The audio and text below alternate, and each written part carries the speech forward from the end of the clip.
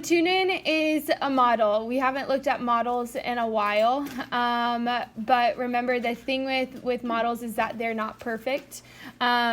So we have to keep that in mind. But the big idea with von Thunen is truly, when we think about geography, the why of the where. He made up a model of why things were placed and grown where they are. Okay, so let's go ahead and write that down, that this is the why of the where.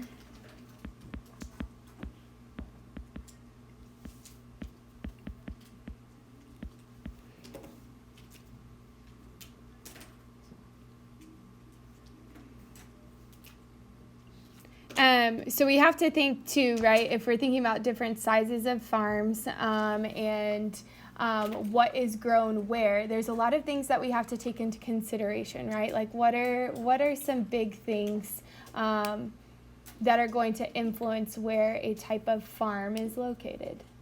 Climate. Okay, yes, but if we're looking specifically like within one area, which is where this model is talking about, it's honing in specifically like on one city.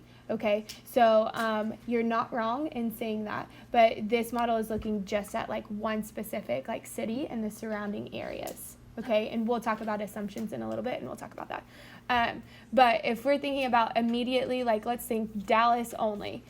Okay, in the surrounding areas, what's going to influence where things are grown specifically, or what types of farms are where?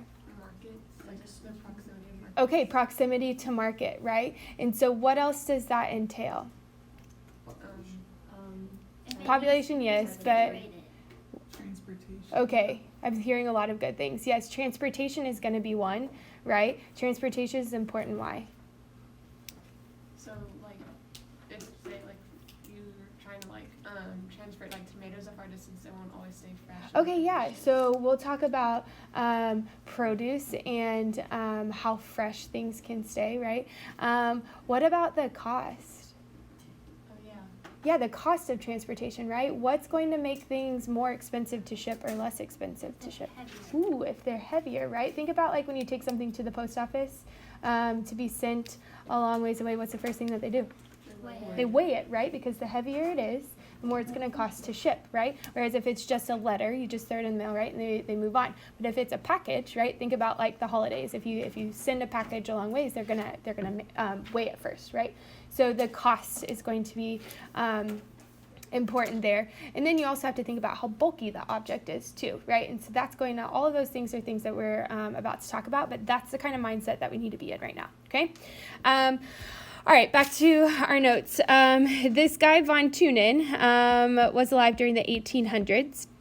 Okay, and von Thunen is a very German name, so he is from Germany. All right. What else is happening in the 1800s? Yep, the Industrial Revolution. Okay, so around the time of the Industrial Revolution, that's going to be big here, but earlier in the 1800s, before the IR really kind of takes off, this is going to be before you have things like highways, and railroads, really, as far as like extensive railroads that connect everything. And there are some factories, but again, not widespread at this point. Okay, so still very agricultural in this thinking.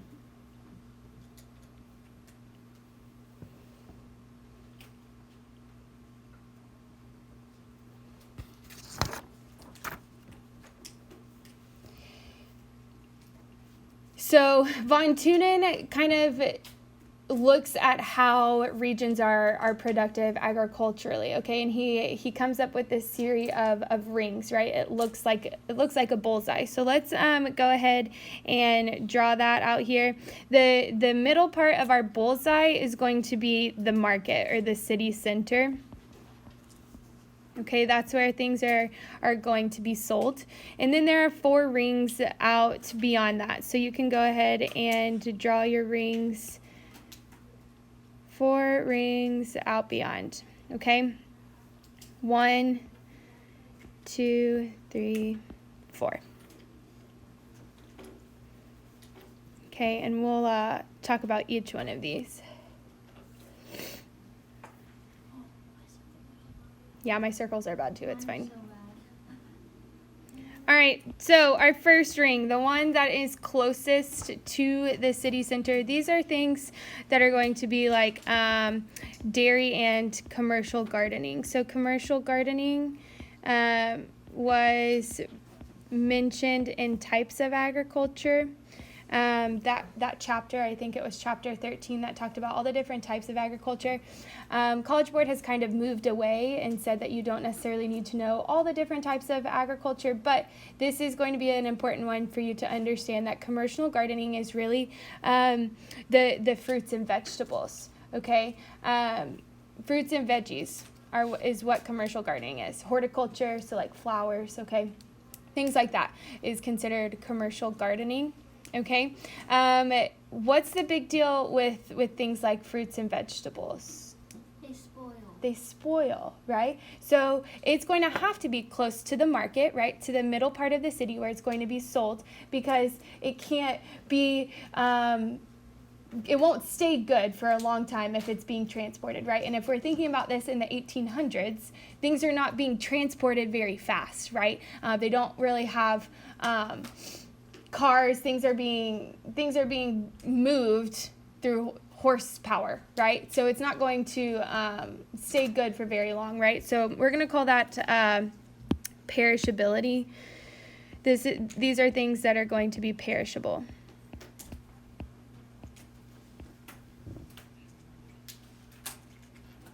Okay, things like fruits and veggies and dairy products, right? Milk, that's going to require human work, right? It's going to be intensive work, okay? When we think about intensive versus extensive, it's going to require a lot of human labor to get the things off of the trees, right? If you're thinking about fruits and veggies, someone's going to have to like pick that and harvest it. You can't really have a machine go through that and harvest that. So when we think about intensive, it's going to require a lot of people work, okay? And even a long time ago, again, very much human work for that, okay? All right, so that's the first ring. The second ring might throw you for a loop a little bit, but you have to be in the mindset of 1800s, okay? So the second ring is the forest ring, okay? So why is the forest going to have to be close to the market, close to the city center? It's heavy, right? And so the farther away that it is, that's going to be a lot of work for like a horse to pull in a bunch of trees, right? What are the trees being used for during the 1800s? Houses. Burning. Yeah, building and fuel, right? Buildings and fuel. So we can write that out to the side too. Fuel and building purposes. Okay. And so again, has to be somewhat close because of the transportation, okay, and the cost of shipping, right? It's going to cost a lot to ship that wood, right? Especially if you're using horsepower, right? So you want that to be closer, okay? All right, the third ring. The third ring is going to be extensive crops.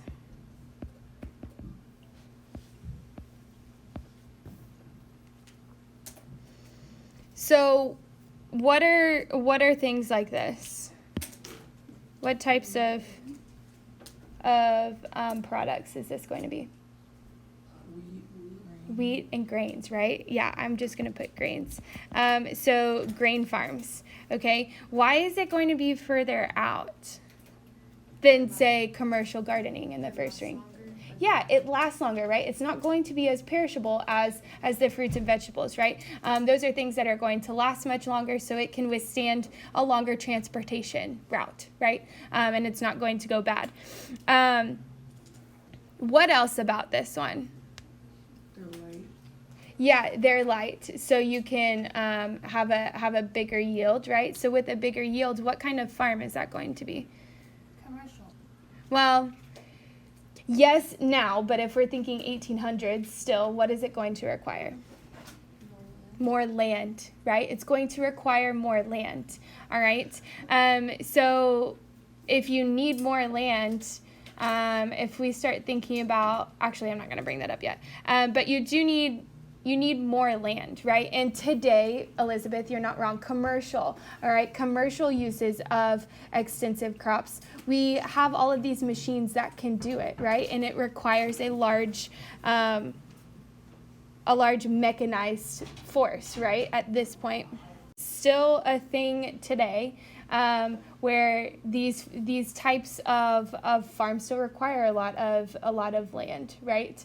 It's just that today we have machines to help us out. But a long time ago, they didn't necessarily have those machines in Von Thunen's day, but they still required a lot of work because they were making more of those things, right, compared to like commercial gardening, okay? And then the last one, let's do the last one.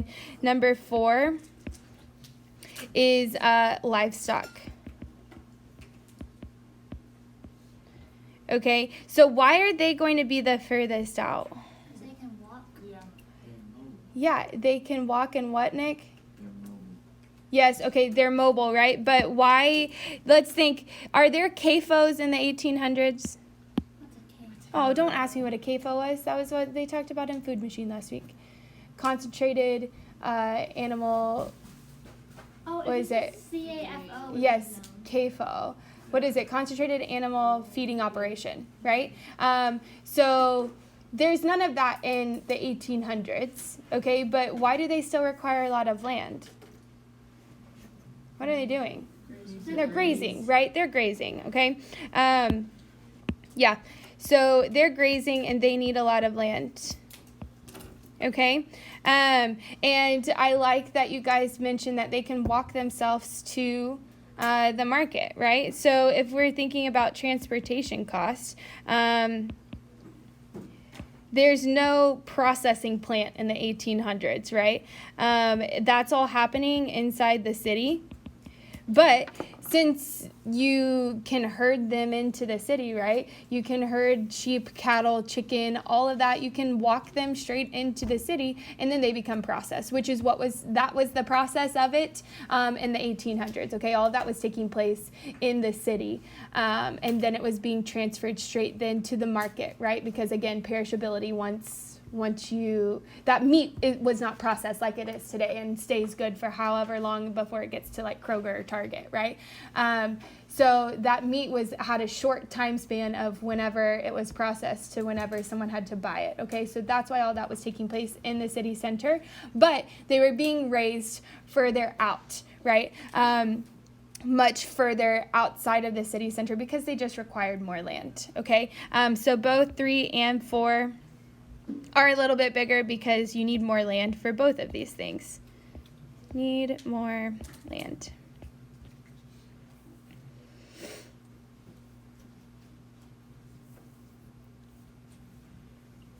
Okay, and then beyond the outer ring, we call this the wilderness. Okay, so yeah. Okay, over to the left, let's talk about some assumptions with this model. So with every model, you have assumptions, how this guy was thinking that this model would work in a perfect world, right? So because we have the wilderness out beyond, the first thing is that they assume that the city is isolated. Okay, so they're working independently. It's not necessarily a globalized food chain like what we were just talking about, right? With Food Machine, we talk about how agriculture nowadays is globalized, but a long time ago, 1800s, cities were providing for themselves, basically, right? So this model assumes that it's working in isolation, okay? And with that the wilderness is out beyond past that, okay? That things are not necessarily being traded for a holistic, like a supply chain, okay? They're acting kind of independently. Another assumption with this is that the terrain is flat. Terrain being the land, right? That there's not much variation in the land. So we're not up against a mountain. We're not in hills or anything. That it assumes that this land is easy to farm. Okay. Now this can be adjusted for rivers. So if our model over here to the right, if there was a river that ran through here, then your rings would kind of go out beyond that river because you use that as transportation basically. Okay, so it can be adjusted for a river, but beyond that you're not thinking about it being in a harsh climate or in a mountainous region. It just assumes that it is decent land to farm. Okay. Another one is, I guess that goes with that, is that the soil and climate are good to use or are consistent. Is consistent. So again, not too dry, not too rainy. Like Von Thunen is like, hey, in the perfect world, this is how this model works. Again, another assumption is that there aren't going to be any roads during this time. Okay, and if you think 1800s, there probably weren't really like roads. There were probably paths for horses, right? But this is before cars. So everything is pretty small, okay? Back to the idea of being self-sufficient and it being a smaller city because things are not super connected at this point, okay? And then the last thing, the big thing is that farmers are always, and they still are today, farmers are going to work with the idea of maximizing their profits, okay? Going to maximize profit, okay? That's what's going to drive everything. Has been for a really long time and always will be, right? When we think about business and industry, how is someone going to make the most money? And that was what was driving farmers 200, 300 years ago still, right? Is how they were going to make more money, okay?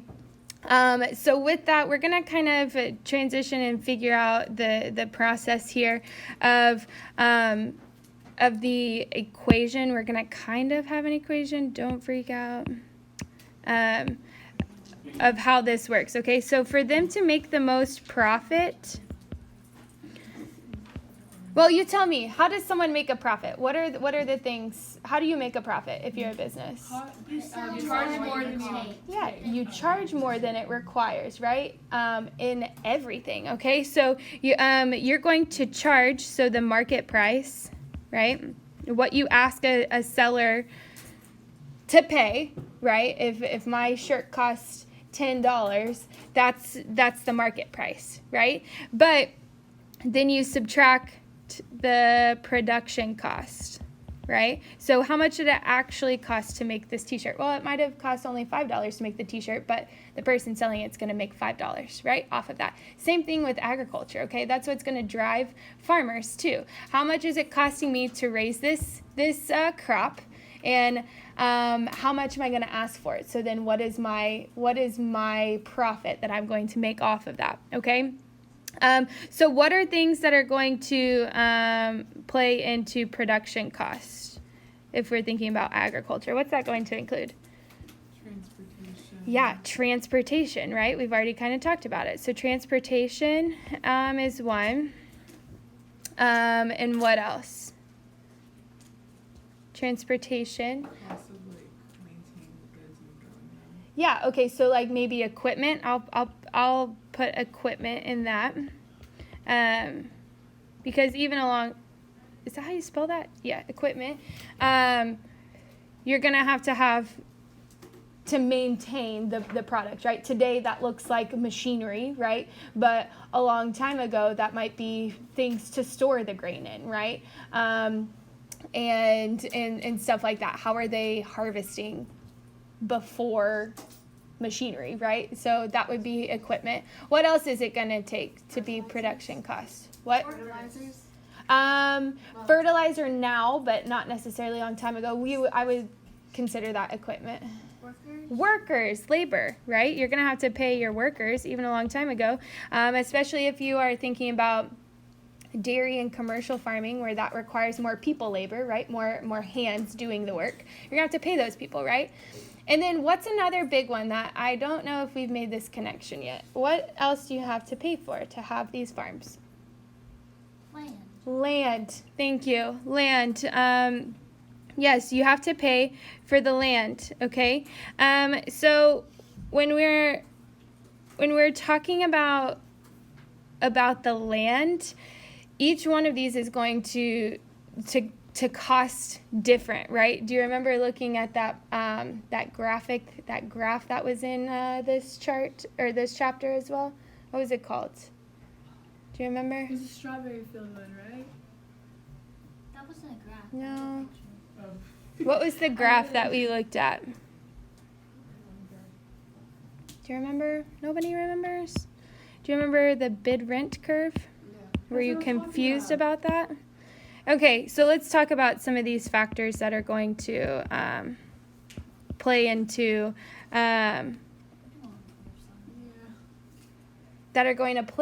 how things, the money costs in that, okay? So the first factor that you have to look at is the size of the product, right? So you have to take transportation into the matter, right?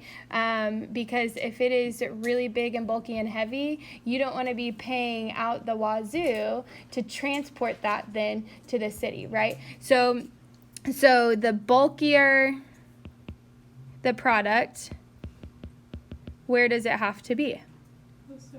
The closer it is, yeah. The bulkier the product,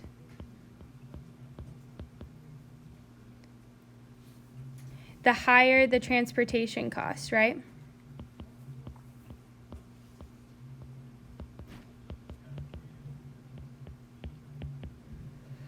Okay, so you have to weigh your pros and cons here, right? If you're the farmer, are you going to pay more for the transportation, or are you going to pay more maybe for the land to be closer to the market, right? So you're not having to pay a lot for the shipping costs. Okay. Factor 2 in this is that the closer to the city, what does that do to your land price? Ups the price. Yeah, it's going to up the price, right? Because the land is more expensive. So the land cost goes up, okay? And so this is specifically the bid rent curve. Okay, so if you are a farmer of fruits and vegetables, what are you weighing? What are you thinking about when you think about where you're going to locate your farm? What do you have to consider? What's the biggest thing with fruits and vegetables, Elizabeth? You've already talked about it. They get bad. Yeah, perishability, right? So if your crop is going to go bad, right, that automatically means we have to be located closer to the city, right? So since my farm has to be located closer to the city, what does that mean I'm going to be paying in land? More. Yeah, it automatically means I'm going to be paying more for land, right? But that's something that I can't help because I'm producing, what am I producing? Tomatoes or something, okay? And so they're going to go bad. So I have to be located closer to the city then, okay? But what does that mean then I can charge for that product, for the tomatoes? Yeah, it means I'm going to charge higher prices for my tomatoes in the market, right? Because I have to pay for my land, I have to pay for my workers, right? So my production cost over here, right? My production cost is more expensive for me as a tomato farmer than it is for a corn farmer way out in level 3, right? Does that make sense?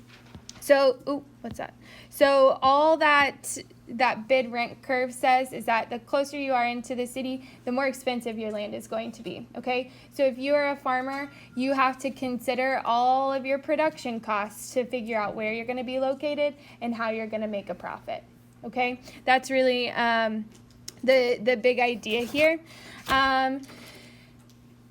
So then let's think about, actually, no, to provide like a real world to make this easier in our brain, like let's think about, if we're thinking bid rent curve, how does that transform to here in Dallas? What are prices like for, let's say, apartments in Dallas? Expensive. Yeah, they're way expensive. There's no way that I could live down in Dallas and drive out here every day because rent is too expensive down there, okay?